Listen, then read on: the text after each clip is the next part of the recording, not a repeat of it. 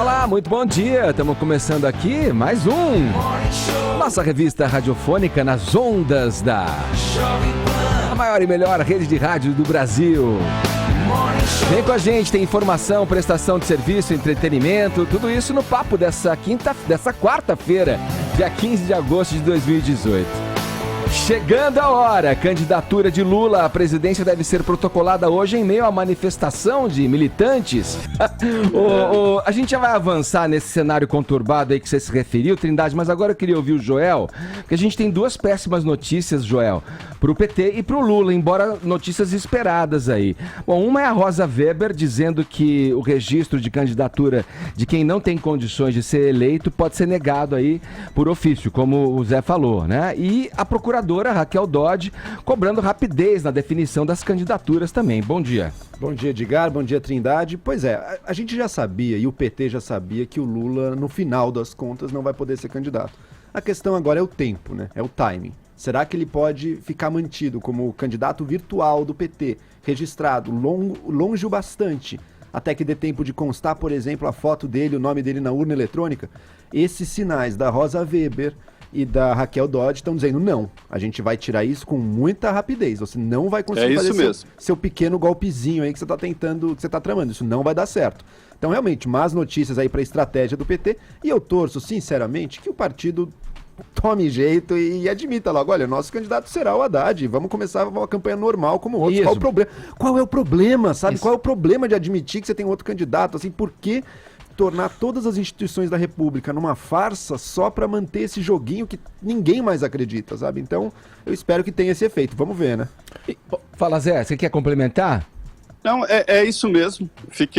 Ontem eu tive a certeza lá nas conversas, inclusive com juristas lá que participaram da posse da nova ministra, de que a resposta será mesmo rápida. Posso dar prazos, os ritos legais? A Rosa Weber, a Raquel Dodge está sendo mais clara quanto à posição dela. Ela disse que vai fazer campanha não só para o Lula não estar nas urnas eletrônicas, como também ele não ter direito a tempo de rádio e TV na propaganda eleitoral, porque ela considera isso uma afronta e ela é bem clara quanto à posição dela, como profissional e pessoal também. A Rosa Weber, ela saboneta mais para responder essas questões. Ela fala, não, a lei tem seus ritos e formas, a justiça, né? Mas os ritos e formas da justiça são, a partir das 7 da noite de hoje, acaba o prazo para os partidos registrarem as candidaturas. Falta o PT, que vai fazer de um ato normal um evento político hoje em torno do prédio do TSE, quando for registrar a candidatura do Lula. A partir das 7 horas da noite de hoje, serão mais 5 dias para impugnação, depois da publicação do edital dos candidatos, das candidaturas registradas, e depois desses 5, mais 7 dias para o partido contestar caso haja rejeição. Depois pode haver produção de provas por mais 4 dias, alegações finais apresentadas por mais 5 dias, e depois o relator tem mais 3 dias para decidir com essas provas todas apresentadas. É um bololô de dias, mas resumindo, até o dia 17 do mês que vem, 17 de setembro, a gente já tem até esse dia uma posição final. Lula é candidato ou Lula não é candidato? O Haddad, né, uma vez que o PT, como o Joel sugeriu aqui, assuma logo o Haddad aí, vamos lá pro debate, vamos seguir adiante, vamos divulgar o que a gente pretende fazer uma vez eleito no poder, mas eu queria falar a respeito dessa confusão, desse momento conturbado que a gente vive e que as pesquisas continuam sendo feitas. Mais uma pesquisa saiu sobre a corrida ao Palácio do Planalto. Caio, vamos lá, quem lidera nessa última pesquisa, segundo esse levantamento aí do Instituto Paraná dessa vez? Do Instituto Paraná Pesquisas, divulgada hoje, essa pesquisa traz Bolsonaro com 23,9% das intenções de voto, seguido em segundo lugar por aqueles eleitores que não votam em candidato nenhum. Cenário sem o Lula, né? Isso, sem o Lula. O Lula é aquele que está preso, né, Edgar? Sim, não, mas porque a pesquisa, eu tô te perguntando, porque a pesquisa traz um cenário também com o Lula, né? Eu vou chegar lá. O Bolsonaro tem 23,9% das intenções de voto, nenhum candidato, ou seja, aqueles caras que não votam em ninguém que tá aí, tem 23,1% dos eleitores. A Marina Silva, em terceiro lugar, aparece com 13,2%, Ciro Gomes, 10,2% e o Alckmin, 8,5%. Abaixo de 5% das intenções de voto estão praticamente todos os outros, né? Aliás, estão todos os outros, né? Álvaro Dias com 4,9%, Fernando Haddad com 3,8%, João Amoedo com 1,1%, Henrique Meirelles 0,9%, Guilherme Boulos com 0,7%. O Boulos está atrás, inclusive, sabe de quem? Do Cabo Daciolo, que está com 1,2% das intenções de voto. Cabo Daciolo ganhou grande destaque, né, no último debate. Porém, todos eles estão também atrás dos frutos. Dos indecisos. Os indecisos somam 6,8% das intenções mais de voto. 5 debates, o Daciolo já vai estar quase no segundo turno. Hein? Meu caro amigo Vinícius Moura, isso é o que me chamou bastante atenção. Como a eleição brasileira ainda é decidida assim, na zona, né? No meme do Facebook, na bobagem. Por quê? O Cabo Daciolo cresceu muito depois do debate da TV que teve na semana passada, quando ele falou aquelas groselhadas de ursal e tal, que virou piada, só que ele aumentou, ele cresceu, tanto que ele tá à frente do Boulos. O Boulos, apesar de ter umas ideias de uma ervilha, ele já tem ele já aparece aí nos jornais e tal há bastante tempo. Agora, o Daciolo não. O que ele fez? Liderou uma greve? O Cabo Daciolo subiu para 1,2% de intenção de voto, o Guilherme Boulos tem menos de 1%. Isso me chamou bastante atenção, eu queria destacar isso. E queria destacar também outro fator dessa leitura da pesquisa do Instituto Paraná, é que num cenário, agora como você falou, com o Lula ainda tem gente que compra a ideia de que o Lula é um sujeito inocente. Ele lideraria as pesquisas com 30,8% das intenções de voto, e aí as porcentagens de todos os outros candidatos é reduzida. Do Bolsonaro, por exemplo, cai para 22%, Marina para 8%, Alckmin 6,6% e o Ciro com 5,9% das intenções de voto. Falado. Trindade, vamos lá. Quer complementar aí o comentário e o que o Caio apresentou pra gente? Sim. Primeiro é esse fenômeno chamado Daciolo, né? Que agora está numa montanha, em jejum e orando, né? Ele dizia que tinha que constar aí, o nome dele apareceu porque chegou a 1%. Segundo o seguinte, a não participação de Lula, o que é lógico aí, divide os votos entre Marina e Ciro Gomes, a maioria. Marina, Ciro Gomes e esses que não querem votar, brancos e nulos, que empatam com Bolsonaro.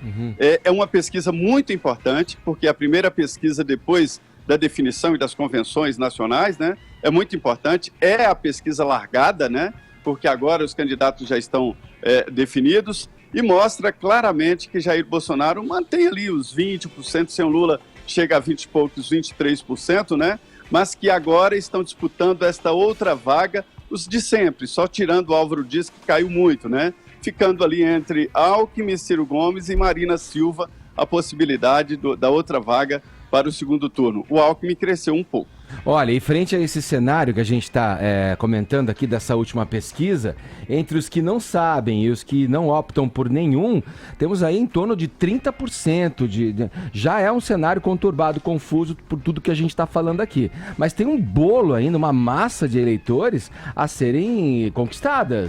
Tá todo mundo de olho nesses eleitores indecisos que vão se definindo ao longo da campanha, especialmente quando começar a televisão. E cada um tem a sua estratégia para pegá-los, né? Alckmin, tempo de televisão. Marina Silva, a ideia de a percepção de uma candidatura íntegra, que fala com essas pessoas que estão fartas de política. Eu queria ressaltar 3 coisas sobre essa pesquisa. Primeiro que, até agora, de fato, não mudou tanta coisa. Bolsonaro continua aí entre os que a gente acredita que de fato serão candidatos. Continua na frente. Alckmin talvez esteja começando aí uma subida, como era o previsto, mas eu gostaria de ressaltar 2 coisas que pouca gente tem notado. Primeiro, Marina Silva, que todo mundo, pelo menos quando a gente conversa aqui, parece um pouco apagada, não chama tanta atenção, continua com números muito sólidos, o que mostra uma adesão muito grande dela em grande parte da população que se identifica muito com ela. E, por outro lado, Haddad agora ainda com números bastante baixos, como o Caio falou aqui, a população ainda não associa, não sabe quem ele é, a associação com o Lula não é direta, não.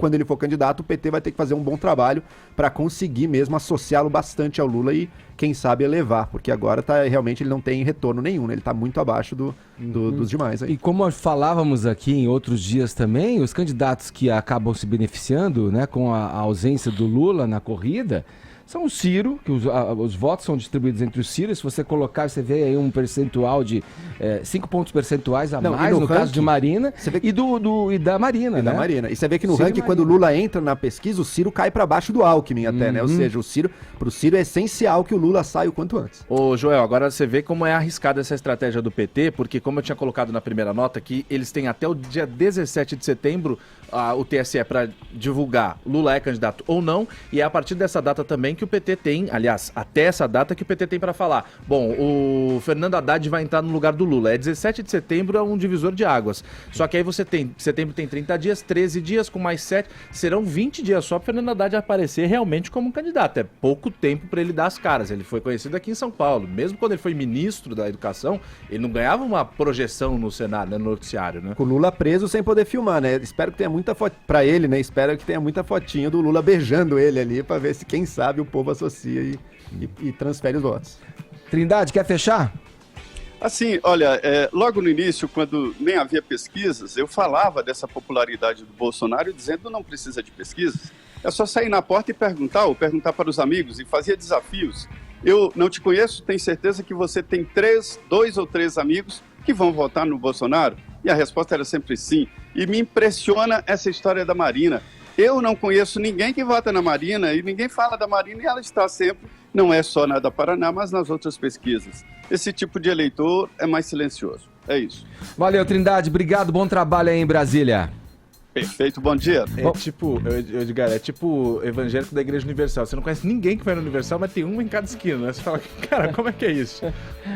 Sintomático. Se chama desigualdade social, meu cara. É por isso que a gente não percebe, porque são classes diferentes. Você vive numa bolha, Caio. Vamos falar aqui de um outro assunto, vamos girar aí. Olha, vocês sabem o que o ex-presidente do Uruguai, o José Perpe Mujica, e o piloto de Fórmula 1, Fernando Alonso, têm em comum? Imaginaram que isso poderia... Os dois gostam de carro? Imaginaram que isso poderia ter alguma relação? O Vini traz pra gente. O Vini liga os pontos pra gente. Os dois gostam de carro, mas de maneiras diferentes, viu, Caio? Daqui a pouco... O Rica tem um Fusqueta, né? Vamos fazer essa associação, mas na verdade o que junta os dois neste momento é a aposentadoria, né, Edgar? No caso do Pepe Mujica, ex-presidente do Uruguai, já de imediato, né, ele enviou uma carta para a própria esposa, veja você, Edgar, que é vice-presidente do Uruguai e também presidente do Senado, a Luísa Topolansky, né, anunciando que está se aposentando, renunciando aí ao cargo de senador, agora ele é senador do Uruguai, por motivos pessoais, mas falando especificamente em um cansaço de uma longa viagem, né, Edgar? Na carta ele diz ainda que vai receber aí uma aposentadoria normal, não vai receber os benefícios como senador, como um político, pede desculpas muito sinceras se alguma vez no calor do debate ele feriu alguém, né, pessoalmente, e diz que apesar dessa renúncia política, ele vai estar sempre na luta aí pela solidariedade e também pela luta de ideias. Pepe Mujica, que foi presidente do Uruguai entre 2010 e 2015, no governo dele, o Uruguai foi o primeiro país a descriminalizar a maconha, né, o primeiro país do mundo a descriminalizar a maconha, e também teve a legalização do aborto, do casamento gay. Foi um presidente que ganhou o carisma, né, dos jovens, né, Edgar? E principalmente com essa desilusão política que ele tinha em torno da imagem dele, de um cara simples, de um cara que abdicava ali dos privilégios políticos, dos privilégios como presidente, manteve lá a sua residência num sítio muito modesto, com a sua cadelinha de 3 patas e o fusquinha azul, né? A gente pode até botar essa foto agora, Murilo, do Pepe Mujica com o fusquinha dele azul, porque ele rejeitava, né, os carros oficiais do governo e também doava 90% do salário dele para um projeto de habitação lá no Uruguai, né? no período da adolescência dele como jovem, foi um jovem militante, foi guerrilheiro durante a ditadura militar no Uruguai, ficou muitos anos preso, inclusive 7 anos na solitária, né? E isso, segundo até uma entrevista que ele concedeu, ele disse que foi isso que fez com que ele pensasse muito, refletisse muito, e ele tinha uma oratória muito boa, né? Toda vez que a gente vê o Mujica falar, a gente acaba tirando alguma coisinha ali de algum pensamento que ele tem. O Lula e agora também. Vai descansar. Aliás, eles são muito amigos, né? O Lula também, inclusive, são muito amigos, e pouco antes do Lula ser preso, eles participaram até de um evento, né? O Mujica defende a liberdade do ex-presidente Lula, até porque também é um cara, né, muito ligado ali à esquerda, é um líder de esquerda, e agora anuncia aí esta renúncia do Uruguai como cargo de senador do Uruguai aos 83 anos. E aí a gente passa do Fusca pra McLaren, né, Edgar? Só deixa eu fazer um comentário aqui para ouvir o Caio também, Joel. Ficou bravinho porque eu falei do Lula. Não é tá. isso. É porque quando o Vini fala, o Mujica, ele abdica, né, do carro oficial. O Lula não abdicou, hein? Ele abre mão. Mas eu não falei disso. Mas a gente vê pessoas fazendo... Não, que é isso, A quem Vini? lembrou do Lula foi você. Deixa eu fazer uma colocação para vocês depois comentarem, pô. O Mujica, ele abdica disso, das benesses, digamos assim, né? O carro, não usa o carro oficial, tal, salário, de repente, de senador, enfim. Tem algumas pessoas que fazem isso por ideal, que cresce que o Mujica faça isso pelo ideal.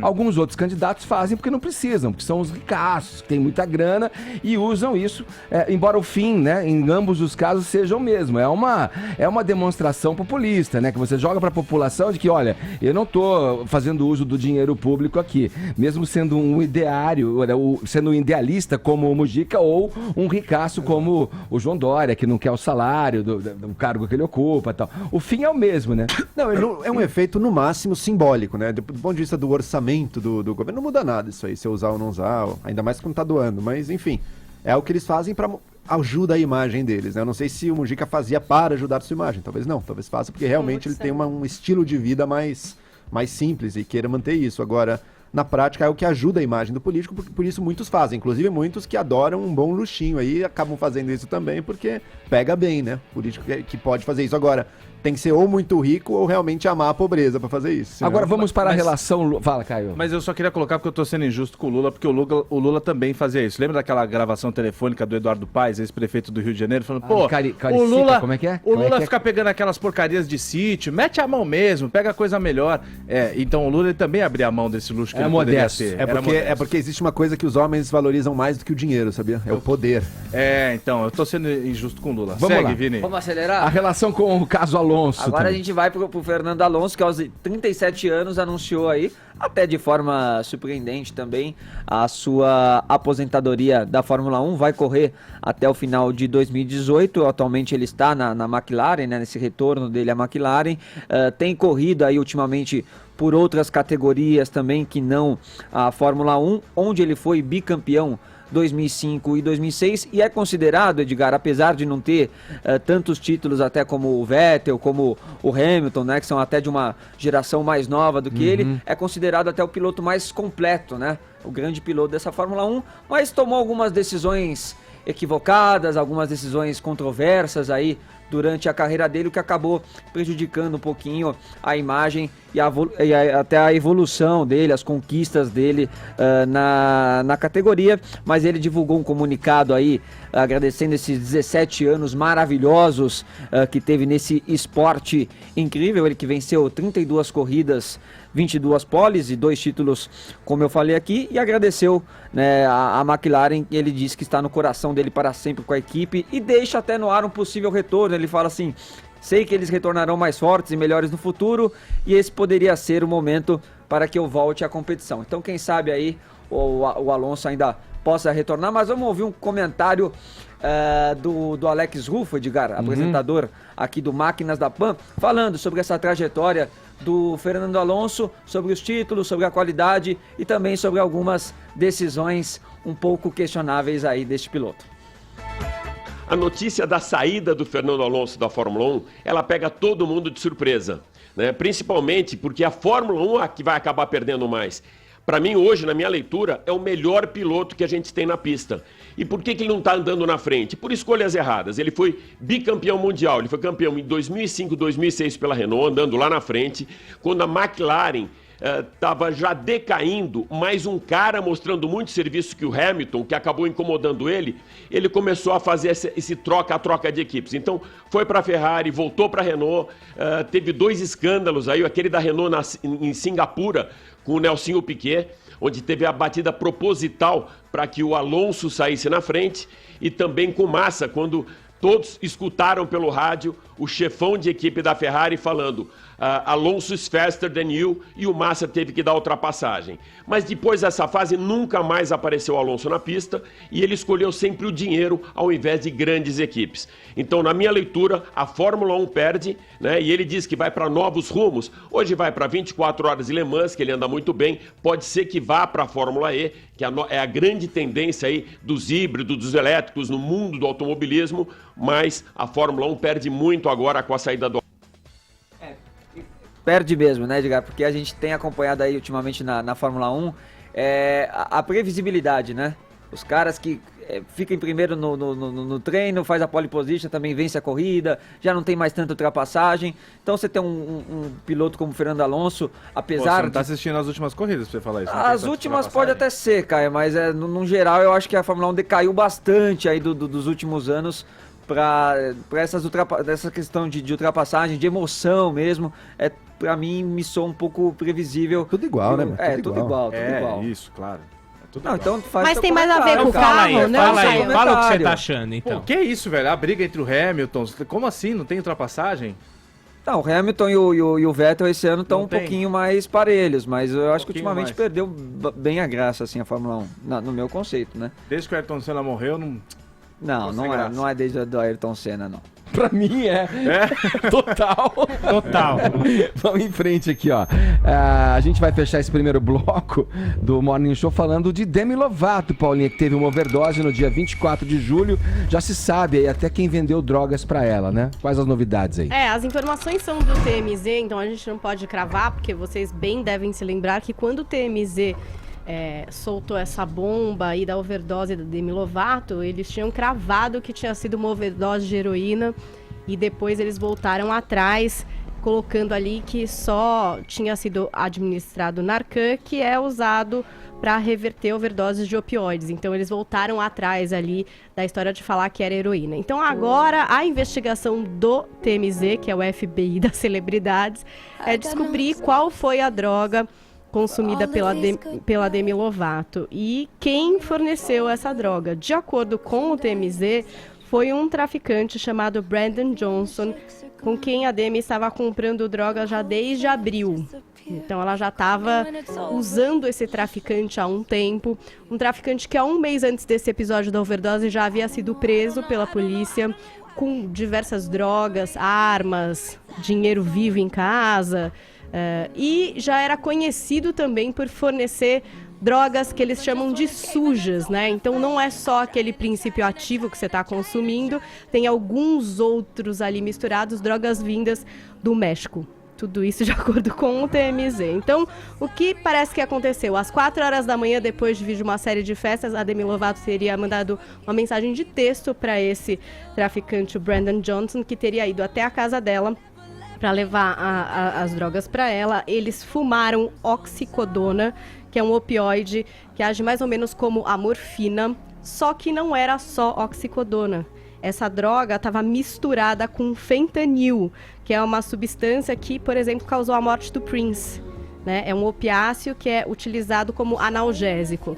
E aí, esse traficante teria percebido que a droga não caiu bem para ela, porque ela teria ficado ali na cama dela, respirando, enfim, de uma forma estranha, e aí teria deixado a casa, isso 4 horas da manhã, imagina se vai um tempo aí para esse consumo, para ele perceber que ela estava mal.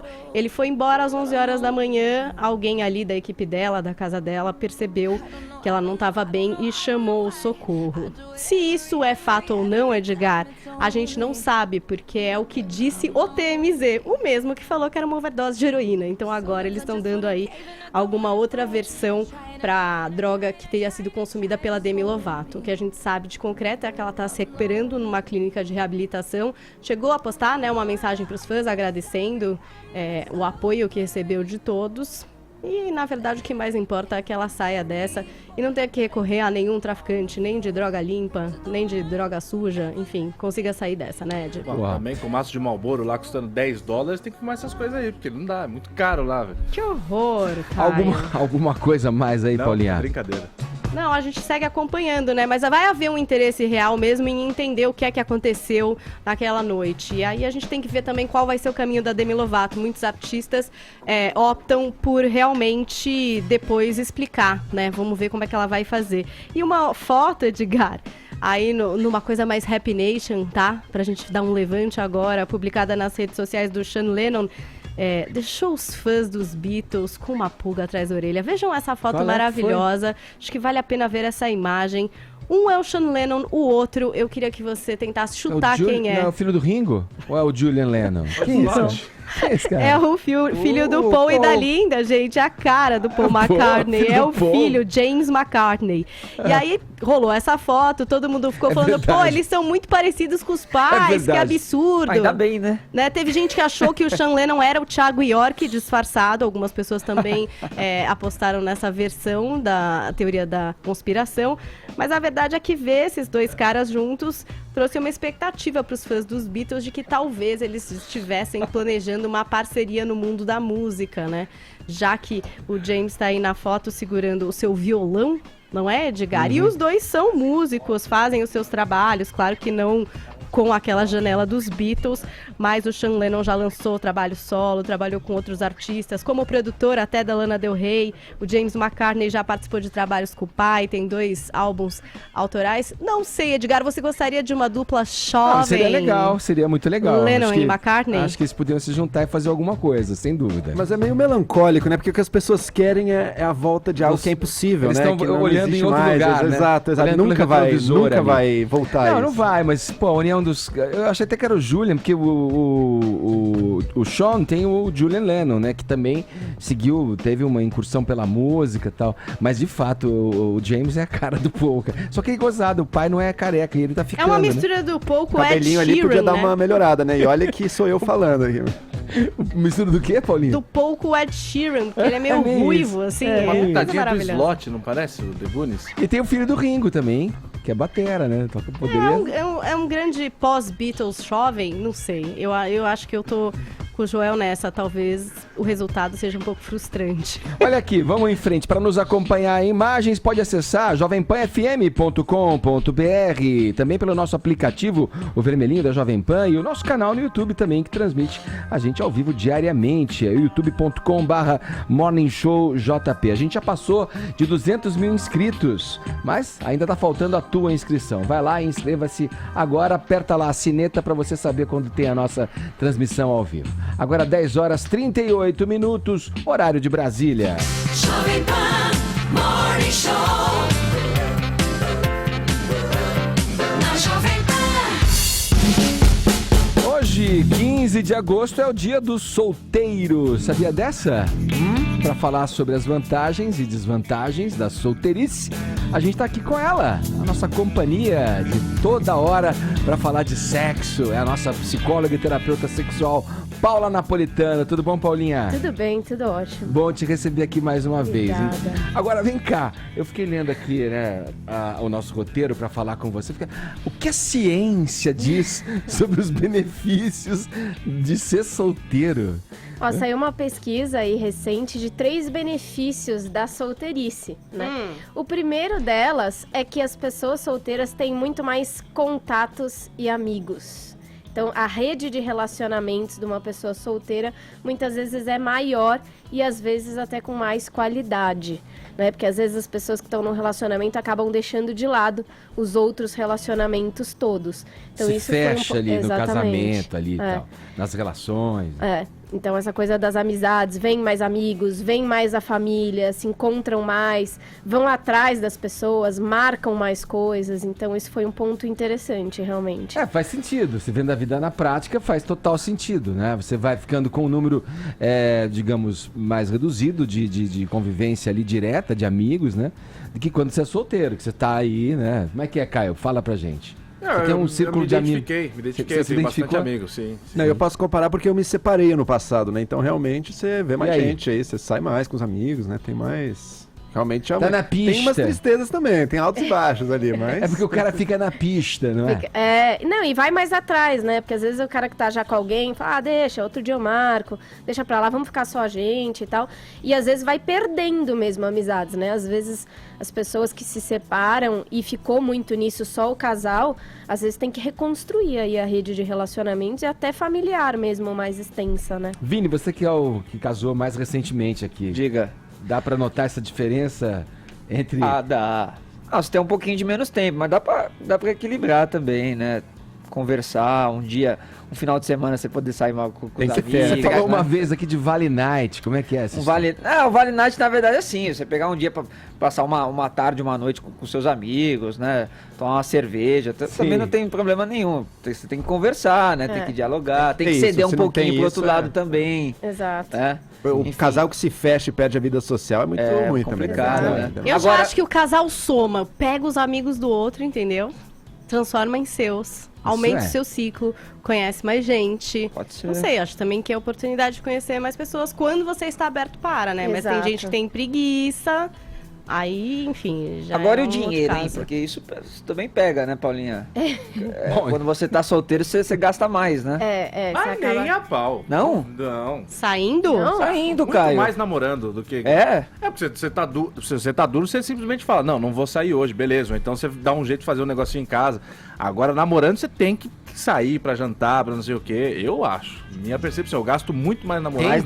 Tem que, então... Paulinha? Esse tem que, a coisa... Porque às vezes você pode fazer uma coisa em casa gostosa, por exemplo. Mas vocês, mulheres, não gostam disso. Você mulher, eu só conheço mulher errada, porque toda mulher fala, vamos fazer alguma coisinha de boa, vamos ali na pizzaria que custa R$150. E ela feliz da vida, imagina. Não, a menina, vou aqui em casa fazer um ovo frito, tá bom? Oba, que bom, legal. É difícil encontrar alguém assim, né? Não, mas às vezes faz que essa época de conquista, a pessoa ficar querendo botar banca e realmente gasta mais. Agora, se você tá num relacionamento legal com uma pessoa que não vai te julgar, aí você vai viver a vida que você pode viver. E se a pessoa puder viver liga com você, Netflix, faz uma pipoquinha e tamo junto, amigo. É nóis. No passado, eu namorava uma menina que teve um dia que eu falei, vamos ficar de boa esse fim de semana. Tava mais duro que um coco. Falei, vamos ficar de boa e tal. Ela, não, então tá bom, vou pegar um vinhozinho, vou só descer ali na padaria, pegar um negocinho e tal.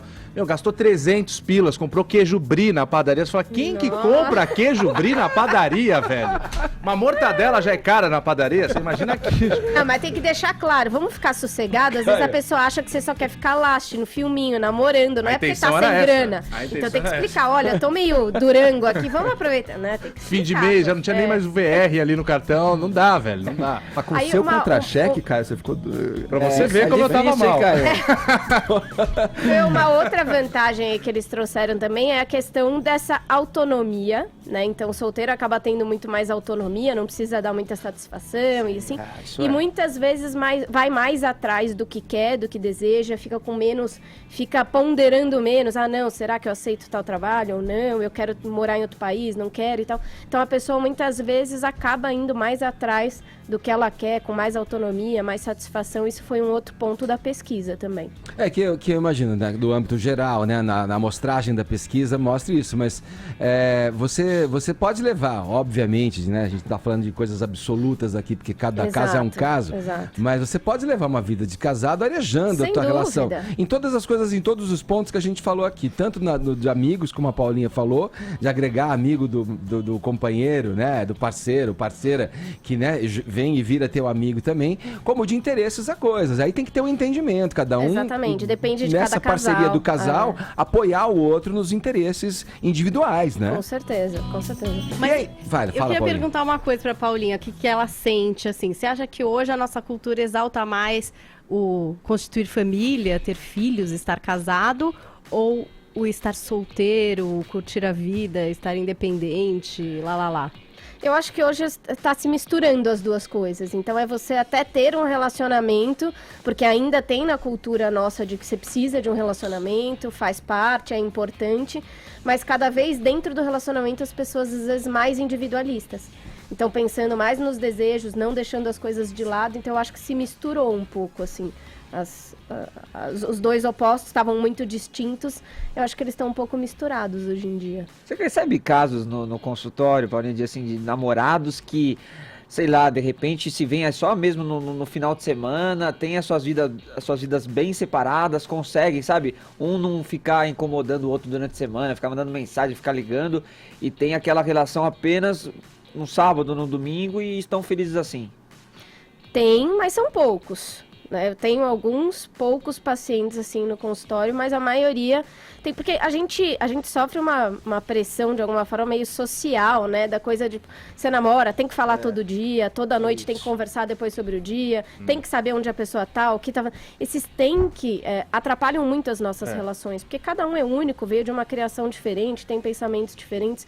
Então por isso que é legal cada casal sempre conversar o que para si é legal, a relação tá legal, como é que é, se vê só de final de semana tá bom, é suficiente, relação com os amigos, como a gente falou aqui, poder ir atrás do que deseja, a conversa é essencial para ter um relacionamento que cada casal julga saudável, feliz, né, nesse sentido, né.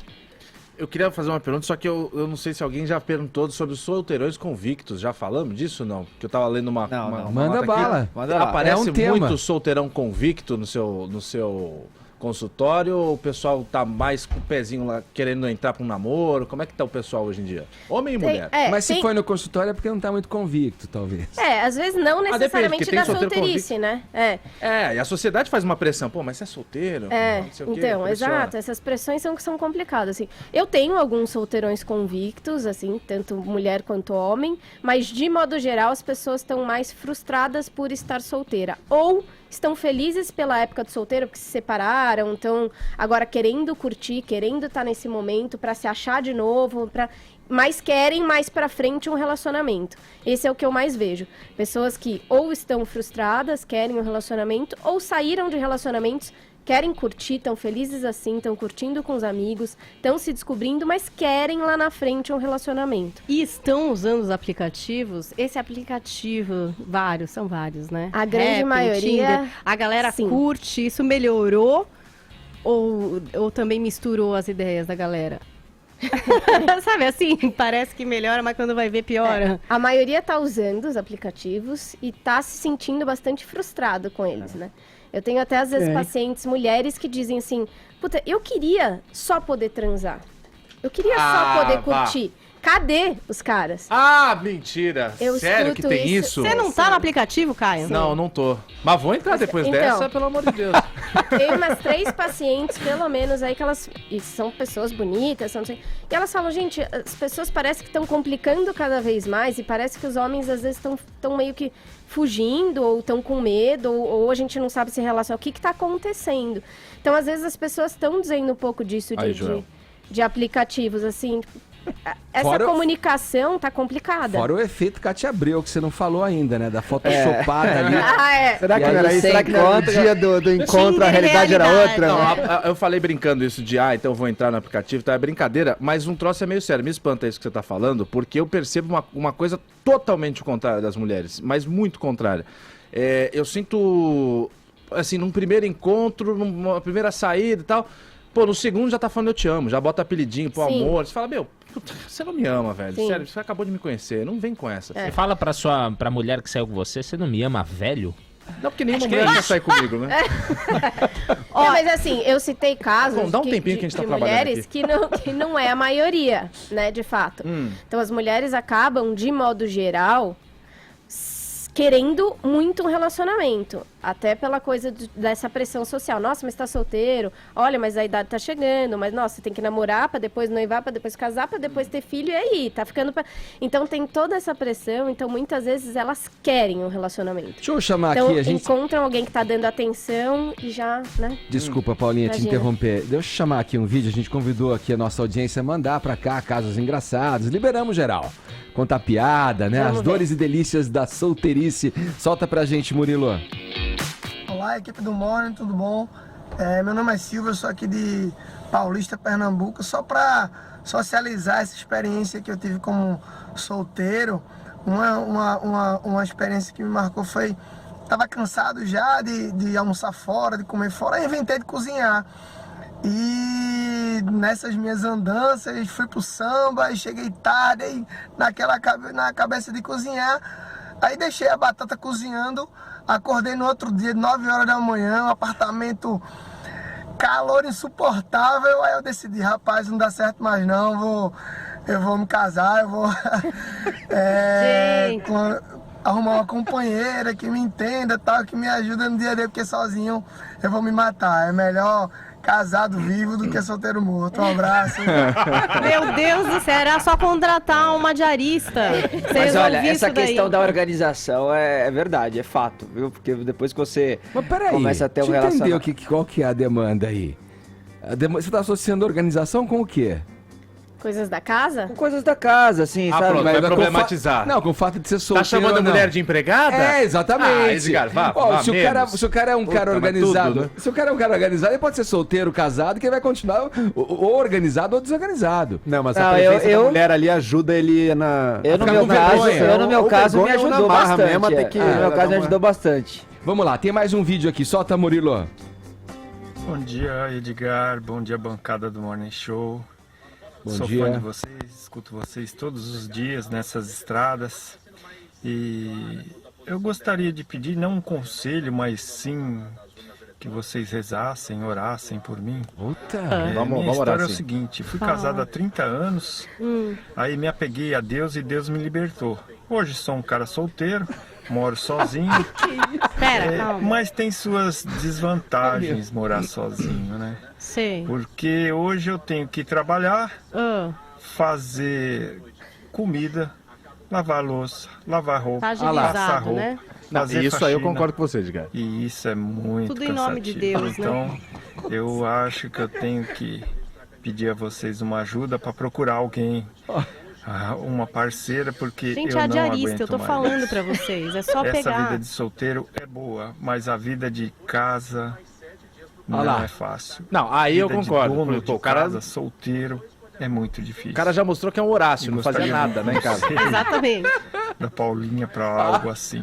Paulinha. Um grande abraço. Não, é pra outra Paulinha. Eu não... Vocês duas. Eu já dei a ideia, é assim, é fácil. Você pergunta pra qualquer pessoa que você conhece, tem uma diarista. Isso. Aí você vê se encaixa no seu orçamento. Aí ela vai na sua casa e faz tudo isso pra você. E você pode continuar bem desse jeito. Mas não tem aquele carinho a mais, aquele Tem muito carinho, porque entendimento. quem trabalha com carinho sempre trabalha bem. Se você achar uma diarista amara, ela vai fazer uma comida com carinho, ela vai limpar com carinho, você vai ficar felizão. E não vai te cobrar presente, não vai te cobrar Então, ligação, no fim, Caio, pode ser até mais econômico, né? É. Pode ser bom pra você. E aí o que ele falou que é legal, que na verdade as vantagens e desvantagens de cada um. A gente tem vantagens e desvantagens de ser solteiro, vantagens e desvantagens de ter um relacionamento. Então, se você está solteiro ou está num relacionamento, olha pra vantagem. Não fica olhando porque você não tem, porque você vai ficar frustrado. Agora, pra quem tá buscando um relacionamento, só algumas coisas bem rápidas. Primeiro, você precisa saber o que você quer. Você precisa saber que tipo de relacionamento que você quer, que tipo de pessoa que você quer, pra você não ficar já dando tiro em qualquer lugar. Cuidado aonde você vai procurar. Se você quer um relacionamento sério, vai procurar na balada, não funciona muito. Não minta quem você é. Não fica fazendo joguinho de não, eu sou cool, não me importo muito. Pode ser a gente se fala quando der, quando não der, e você é super carinhosa, é super afetiva, e depois você vai começar a cobrar de uma coisa que você dizia que você não queria. Então, cuidado com essas questões, com carência excessiva, de aceitar qualquer pessoa só porque você tá sozinha, porque isso vai ser um tiro na água, né? E se você for pros aplicativos, vai antes no Tech News que o Carlos Aros explica como você bombar o seu perfil e dar muito certo e arranjar uma pessoa boa, não uma diarista, um amor, pra você viver em vida. Paulinha Napolitano, pra saber mais? Quem quer saber mais, entra no site Paula Napolitano ou no Facebook Psicóloga Paula Napolitano. Obrigado, viu? Obrigada. Beijo. Agora 11 em ponto, horário de Brasília.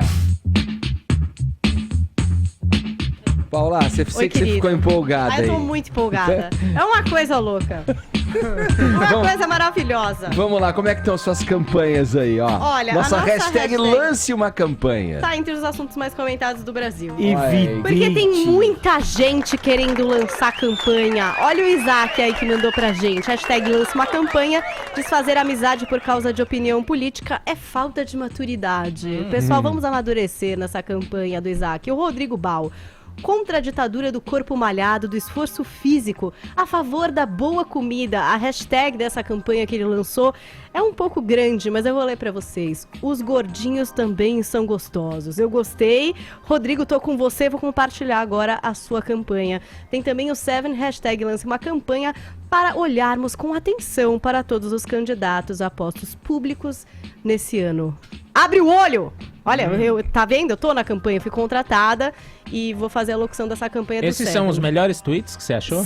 São. Quando a pessoa tá com funções acumuladas no programa, é isso que acontece. A gente faz o nosso melhor, né?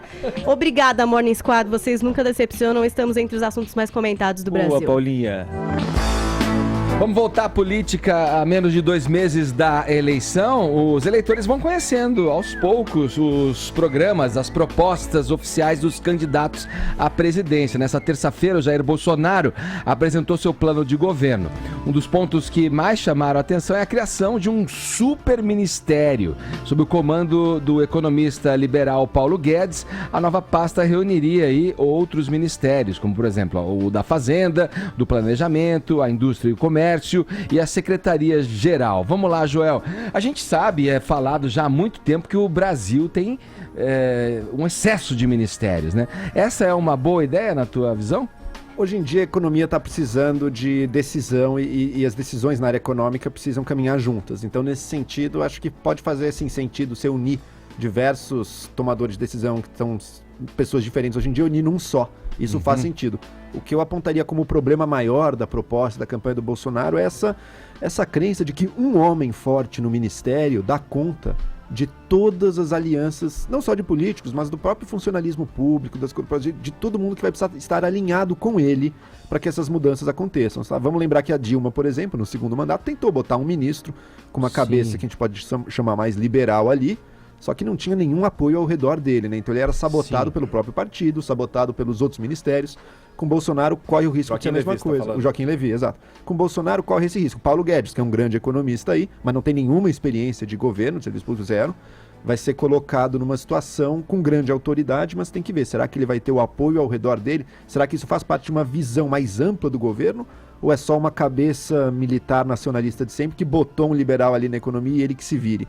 Daí vai ser mais complicado, porque na hora H, quando o Bolsonaro tiver que tomar as decisões, é muito fácil uma figura dessas acabar sendo desautorizada. Vamos estender ainda nessa... Quem que quer falar? Eu ia só fazer um comentário. Isso faz parte do Projeto Fênix, né? Chamado aí do Bolsonaro, que está defendendo o Brasil livre. Tem várias propostas, né? Carteira verde e amarela, que é uma alternativa à carteira de trabalho azul, né? A de hoje, a CLT. Ah, ok. Não vai voltar com o imposto sindical, ok. Agora, segurança pública... O Bolsonaro tem umas propostas que você fala, pelo amor de Deus, vocês viram o lance da retaguarda jurídica para os PMs, para os policiais militares? Pode matar Sempre fala isso, mas na prática o que é, né? Liberar o Esquadrão da Morte. Se você sair do tribunal militar e passar para o tribunal, não é? Se você tiver em serviço, o PM tiver em serviço e atirar em alguém e falar, não, foi legítima defesa, tem uma retaguarda jurídica para falar, não, tá bom, meu filho, volta amanhã pro trabalho, tá tudo certo. Com a polícia corrupta que nós temos, não vai aqui uma crítica à PM, porque a gente precisa dela e se o circo pegar fogo, eu vou chamar a PM, eu vou ligar o 90. Eu quero mais é que a polícia militar seja extremamente forte e competente como é e tal. Mas peraí, a gente sabe que há corrupção na PM. Ah, mas também não tem no jornalismo, eu sei. Pá, isso é papo furado, tem tudo. Nos dentistas tem corrupção e tal. Mas espera aí, velho, você não pode fazer isso, dar uma retaguarda jurídica para PM, ou seja, licença para matar. Calma, a gente ainda está muito distante, principalmente lá no Rio de Janeiro e tal, de uma polícia exemplar. Então, essa proposta, pelo amor de Deus, eu acho que é uma piada de mau gosto. Redução da maioridade penal é outra. Hoje o crime recruta criança de 16 anos. Criança de 16 anos. Criança que faz sorrindo que eu não faço chorando. Moleque de 16 anos para cometer crime porque com 18 vai pra cana. vai passar a recrutar um moleque de 14. Então é uma bobagem. Se já tem cadeia superlotada, como é que você vai colocar mais gente ainda, entocha mais gente? Você pode até defender a redução da maioridade, mas acho que ninguém acredita que isso vai ter um impacto nos números da segurança pública. Não, óbvio que não. Então provavelmente não terá. Essa aqui risca também piada de mau gosto. O fim das saídas temporárias, aí ok. Aí acertou, tá ok? Essa daí tá legal, beleza. Acertou? É mesmo? Aí depois a gente conversa aí, né? Então, tomar um café, eu vou explicar melhor pra você as propostas. Ô Caio, além dessas aí que você comentou, outras propostas vão sendo colocadas à mesa aí, e a gente pode destacar também a da Marina, da Rede, né, que falando sobre o casamento gay, por exemplo, que foi um tema difícil pra ela na campanha de 2014, você deve já deu ruim pra ela, né? Deu ruim pra ela. Quer dizer, houve uma reconsideração. Rolou demissão no partido dela. Isso, do PSB, né? Na época ela estava concorrendo pelo PSB. E houve aí quer dizer, foi repensado esse tema, né? Na questão, é uma demanda mesmo grande diante da população. E agora ela prevê aí, entre outras coisas. Como eu vou deixar você falar pra gente depois colocar na roda, pro Joel também comentar isso? Eu vou colocar na roda já esse ponto do casamento gay, mas eu vou deixar em segundo plano, porque em primeiro eu vou chamar a atenção para um fato que ela é defensora de adoção de crianças por casais homoafetivos. Ela defendeu agora no plano dela registrado, plano de governo, plano programático dela, registrado no TSE ontem, a adoção de crianças por casais homoafetivas, na verdade, com todas as exigências e cuidados iguais para ambas modalidades de união, homoafetiva ou heteroafetiva. Ou seja, ela é a favor de que a criancinha possa ser adotada com o mesmo trâmite legal que acontece para casais hétero, os gays também. Até aí, eu acho que é bobagem quem fica se interferindo num caso como esse. O casal dando amor, a minha opinião particular, tem mais é que ser adotado mesmo, melhor que a criancinha ficar num orfanato, isso é indiscutível. Agora eu queria fazer uma crítica aqui ao que ela defendeu ontem também, que é o direito defendido por lei para os casamentos homoafetivos, casamento mesmo, gay.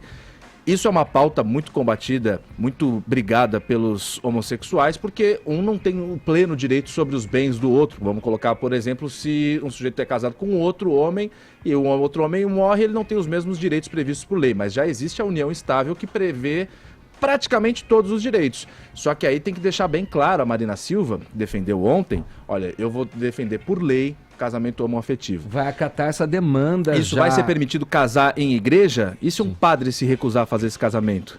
Ele vai falar, eu não vou celebrar eu não vou fazer essa celebração porque vai contra os meus dogmas. O que vai acontecer a partir daí? Se for lei, agora defendida pela Marina Silva, o padre vai pra cadeia? Tem alguma Não, com certeza não, Caio. Sabe, porque já existem casamentos permitidos pela lei brasileira, como casamento de divorciados, que a igreja já não aceita, a igreja católica já não faz. Então, ela vai... Esse caso também, ela continua, ela nega... Mas se os gays falarem assim, bom, como é que fala? Assim como ela nega o casamento de divorciados hoje em dia. Como é que é? Não, é o quê? Como é que chama? Olha, é preconceito, não sei o quê... Se entrar nesse saber, mas a princípio a igreja precisa deixar bem claro. A igreja tem a princípio a igreja tem um acordo com o Estado brasileiro que acaba fazendo junto, né? Tem que estar o juiz ali, mas enfim. Mas a igreja nega casos em que a lei brasileira hoje em dia já aceita também. Então eu acredito que a questão de ter o casamento na lei brasileira do homoafetivo... Né? Aqui eu não tô me colocando contra casamento gay e a favor de padre. Nem religioso eu sou. E não tenho absolutamente nada contra gays. Eu quero mais que sejam felizes em todas as formas de amor. Só sou absolutamente contra o direito de um avançar no direito de outro. É mais ou menos aquela história que a gente falou meses atrás. Não está acontecendo nesse caso, não. Porque o que ela defende aqui? Mas tem que ficar claro, isso que eu tô falando. A Marina Silva falou que vai defender com unhas e dentes que a lei proteja o casamento gay. Ela vai acatar... Até onde vai essa lei? Ela vai acatar uma regulamentação já definida pelo Conselho Nacional de Justiça para transformar e talvez aí implementar na forma de lei a garantia desse direito. É isso que eu depreendi do que eu li, permitiu, né? A União Civil, não foi? Há uns anos atrás a União Civil, o Supremo permitiu, isso aí vai transformar em lei via legislativo. Acho que até na prática hoje em dia não sei se vai ter muitas mudanças além de uma chancela maior ali na legislação brasileira do casamento homossexual. Agora o que eu acho engraçado é como isso surge com força para a Marina, sabe? De uma forma que não trazem para os outros candidatos. É muito um medo de muitas pessoas, especialmente da elite cultural brasileira, um medo de que, nossa, a Marina é evangélica, então no fundo ela é homofóbica. E a Marina tem que ficar indo muito além dos outros candidatos para mostrar que não, pessoal, veja, eu não sou homofóbica, eu tô a favor, não sei o quê. Só que ela já em 2014, mesmo com as revisões que foram feitas no programa, ela tinha um programa mais progressista nesse sentido do que Dilma, do que Aécio. E então parece que sempre se exige ela ir um passo além e ela fica nessa corrida, tentando mostrar, por favor, comunidade gay, me aceite. E talvez a grande força da Marina hoje em dia não esteja aí, e talvez ela vai ter muita dificuldade de conseguir isso quando na população pobre brasileira, aí sim, sabe onde a Marina vai muito bem? Mulheres negras pobres, por exemplo. Engraçado isso, né? E daí sim se identificam com ela. E a pauta, a maior parte da população brasileira aprova o casamento gay, mas não é, digamos, uma prioridade da população mais pobre no Brasil essa pauta. Então talvez ela esteja mirando um público meio... Pra mim, não sei, posso estar enganado, mas esse esforço extra que ela faz para se mostrar como está se mostrando agora, é muito em decorrência dessa barbeiragem aí, desses desvios aí, dessa supressão do texto, de partes que falavam, né, do casamento gay na campanha de 2014. Isso 2014 pegou muito mal. Mas foi o seguinte, lançou um texto que era uma versão inicial parcial, que não era para ser definitiva, lançaram por errado, o partido foi lá e corrigiu, e daí criou-se, o PT criou a ideia de que tinha sido o Malafaia que tinha corrigido, mas aquilo tinha sido uma mentira total, e ela tá até hoje pagando o preço dessa história aí. Vamos lá.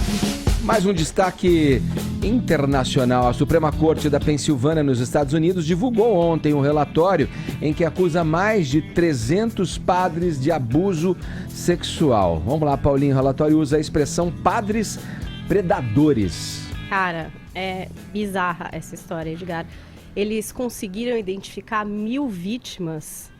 Assim, então foram as identificadas, isso fora aquelas que não relataram seus casos, que não foram encontradas. Então, 1.000 vítimas de 300 padres, e aí o que eles acreditam são essas ocorrências sistemáticas, né, e encobertas pela igreja.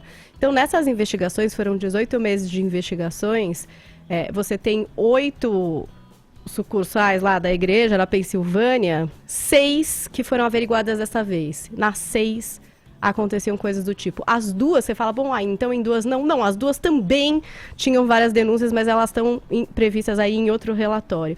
E são casos muito sérios, enfim, para quem assistiu o Spotlight, vocês se lembram desse filme? Venceu o Oscar em 2016 e trazia um dos primeiros escândalos que expôs essa história de abusos sexuais que aconteciam dentro da igreja, acobertados pela igreja. Então, o que eles faziam com os padres, que é mostrado em Spotlight? Eles mudavam eles de diocese. Então, o cara cometia ali algumas coisas ali, começavam a surgir os relatos, as crianças começavam a falar para os pais. Some com o padre. Mudavam eles de diocese e ele continuava fazendo a mesma coisa em outros lugares. Eles conseguiram mapear isso daí e expor esses casos que aí começaram a explodir em vários outros lugares. E hoje a gente segue acompanhando a explosão de vários casos desse. Aqui, nesses documentos, são 1.400 páginas que trazem o resultado dessas investigações, trazem relatos muito sérios, investigados desde 1947. Então, por exemplo, algumas das vítimas foram manipuladas com álcool ou pornografia. Alguns foram obrigados a masturbar seus agressores ou tiveram seus órgãos genitais tocados por eles. Alguns foram violados oralmente, alguns pela vagina, outros pelo ânus. Tem muito detalhamento. Traz uma perversidade aqui de que alguns padres entregavam cruzes de ouro às crianças abusadas para destacar ela das outras. Tem o caso de uma vítima que engravidou. Tem a confissão de um sacerdote para o bispo contando que violou pelo menos 15 crianças, uma delas de 7 anos de idade. E a resposta do bispo para esse religioso foi a seguinte: nossa, que bom que você é uma pessoa sincera e que está conseguindo avançar em seu vício, tipo, amenizar, tipo, tá contando aqui, tá tentando parar com isso, mas aí, tipo, não faz nada, né? Não faz nada. Ah, que bom que você tá tentando melhorar, veio a mim e contou isso. Então, assim, são casos muito terríveis agora divulgados nesses relatos, que acontece depois de semanas da renúncia do arcebispo de Washington, o Theodore McCarrick, que também foi acusado de abusar sexualmente de crianças e adultos no início da sua vida religiosa. A gente tem aí bispos em Boston e Nebraska, nos Estados Unidos, sendo investigados possíveis casos de abuso sexual em seminários da igreja. Na Austrália, um bispo foi considerado culpado por encobrir abuso sexual. No Chile, o próprio Papa foi enquadrado, né, por falta de severidade aí perante um escândalo de abuso envolvendo um padre, e bispos também acusados de encobrir o crime. Então, a gente vai vendo que realmente, cara, rola isso faz tempo, o tempo todo, em todos os lugares. Milhares de vítimas, não é só na Pensilvânia, imagina aqui no Brasil que não deve acontecer. Em tem vários Chile, lugares. Né? Quando o Papa veio agora no começo do ano lá no Chile. Cara, é muito perverso. E como a igreja encobriu, não só a igreja local, como também o Vaticano, porque às vezes essas denúncias, elas vão subindo ali. Agora, de denúncia, Paulinha, o que fala o relatório? O que a igreja fez com esses padres, esses 300 que você falou? E aí tem um problema seríssimo. Não, nada, não fez nada. Ela mudava de lugar. Por muito tempo, numa ideia de se preservar até a imagem da igreja, um pensamento muito corporativo, os bispos faziam isso que a Paulinha falou. Bota o padre num tratamento por um tempo, depois ele volta em outra paróquia e a gente finge que nada aconteceu. E foi assim, criou-se então uma epidemia realmente de um padre abusador sendo mandado para outro lugar e abusando de novo, assim, uma coisa terrível. O abuso. Né? De uns anos para cá, a postura lá do Vaticano mudou, assim, especialmente a partir do Bento XVI e agora com o Francisco. Ambos já adotaram uma nova postura, dizer, não, isso aí não é assim que a gente vai fazer, a gente vai fazer essa mudança agora mesmo, vai ser transparente, vai levar para criminalmente quem comete esses crimes, como deveria ser desde o começo. E aí tá o problema, alguns... Tá mudando, tá surgindo os casos do passado, são muitos padres idosos também. Que nem podem ser mais processados. Exato. A gente está descobrindo um problema de décadas já, que hoje em dia provavelmente já não é nem mais tão... os abusadores hoje em dia novos já estão mais dificuldade de fazer o que já estão mais expostos. Então é um problema que talvez esteja mais ou menos. Eu ia só dizer que no Brasil, pelo menos, como tem muito padre casado aí, a coisa não é tão ruim. Brincando, obviamente. Mas só para uma frente fechar rapidamente. Ao do sacerdócio, então, né, que muita gente é uma questão a ser discutida e revista, talvez, até pela igreja, né? Agora, rapidamente, Joel, a igreja faz isso, né? Quer dizer, tem essa postura, porque tem um padre, digamos, de uma visão um pouco mais aberta com relação a isso, né, que é o Papa Francisco, ou faz isso porque não tem saída? Porque em eras de internet, com filme que a Paulinha citou, né? expostos desde da maneira 2002, esse caso gente fechar. de Boston. Eu acho que tem um pouco dos dois. Agora, a partir do Bento XVI, que nem era um liberal, era um conservador aí, mas ele já trouxe uma postura diferente, sabe? Então, às vezes, é muito da postura de cada um ali e trouxe esse novo paradigma, mas que era inevitável. Hoje em dia, outra coisa não será aceita pela sociedade. Agora, 11h23, horário de Brasília.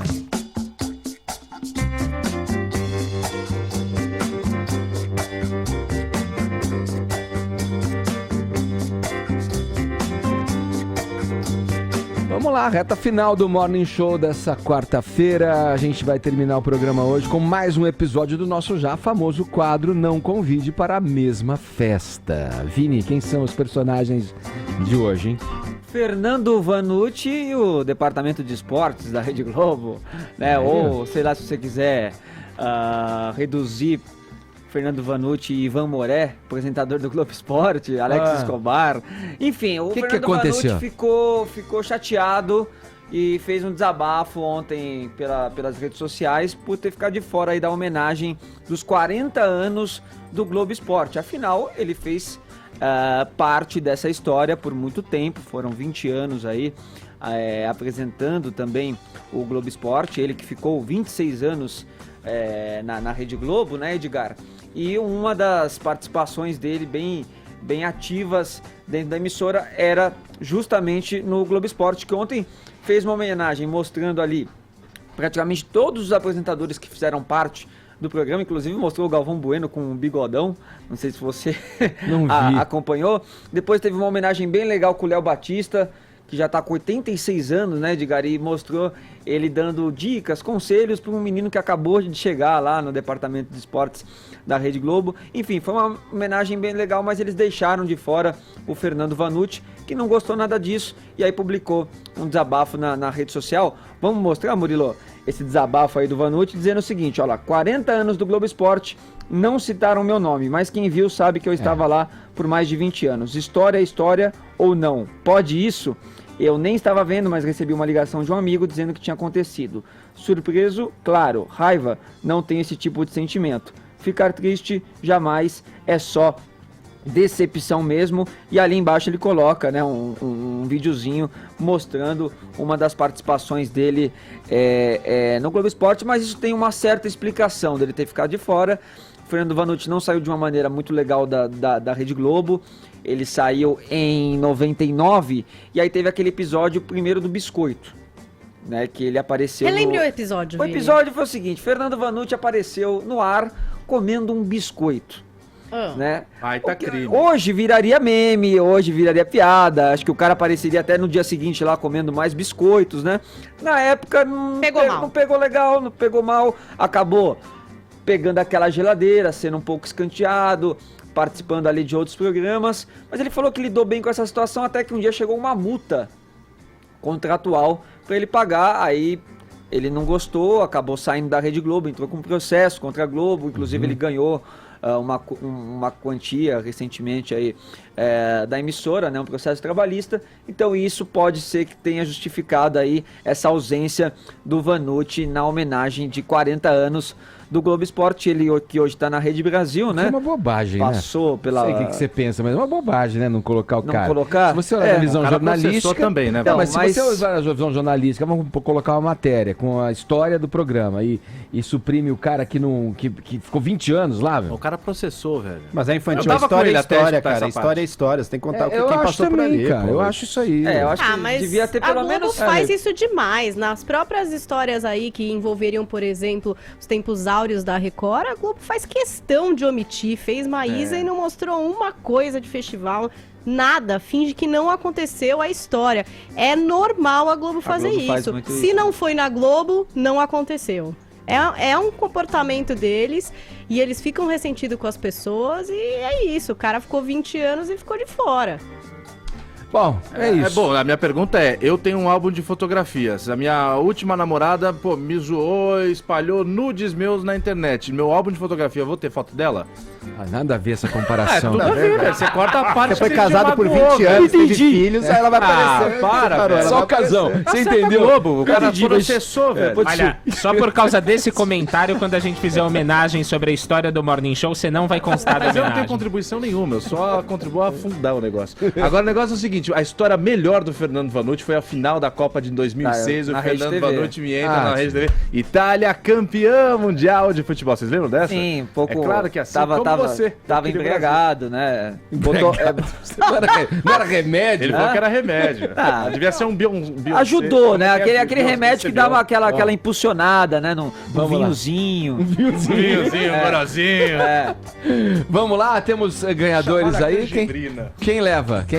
Paulinha. Olha, aqui no Twitter, Walter Ego, uma pessoa maravilhosa. Grande Walter Ego. Usou nossa hashtag e levou o prêmio de hoje. Falado. E olha, assim a gente finaliza mais uma edição do Morning Show, agradecendo o prestígio, agradecendo sua audiência. Muito bom ter você com a gente todas as manhãs, aqui na Jovem Pan. Cuidem-se, hein? Tchau, amanhã tem mais a partir das 10. Morning Show.